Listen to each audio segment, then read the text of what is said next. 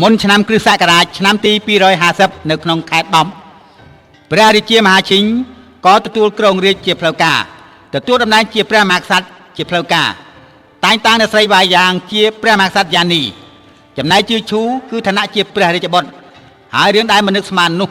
ព្រះអង្គគ្រងរាជ្យជាផ្លូវការបានតែ3ថ្ងៃក៏ស្រាប់តែទទួលសោយទីបង្គត់ព្រះអង្គសាជិមគុតហើយព្រះអង្គសាជិមគុតហើយព្រះអង្គសាជិមគុតហើយព្រះអង្គសាជិមគុតហើយ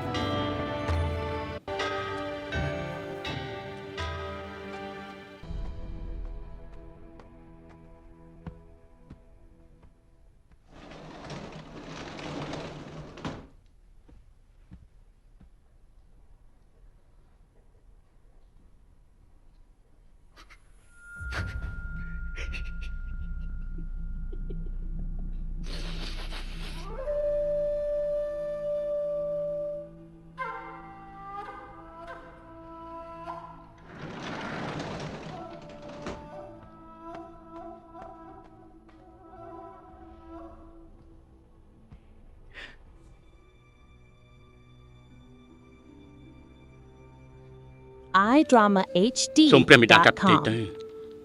ថែរក្សាប្រកាយសំខាន់ណាស់បាត់មកដល់ហើយចូលមក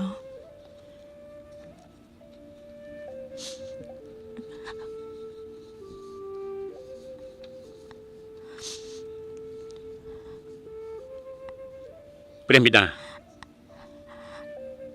ក្រោកឡើងមក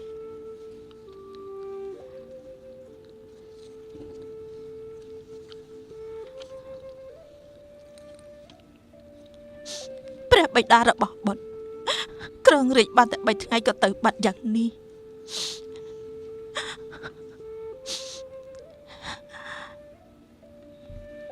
នេះគឺជាឆ្នាំទី1នៃព្រះអង្គថ្មីគ្រងរាជ្យ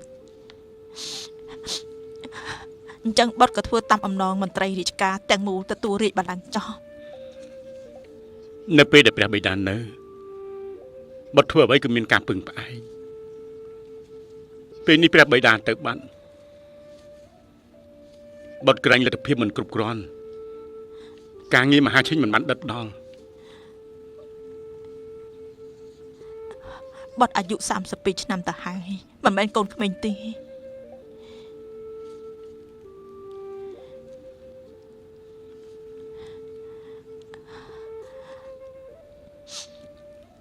កុំខ្លាចអីនៅមានយើងមានព្រះអង្គម្ចាស់យ៉ាង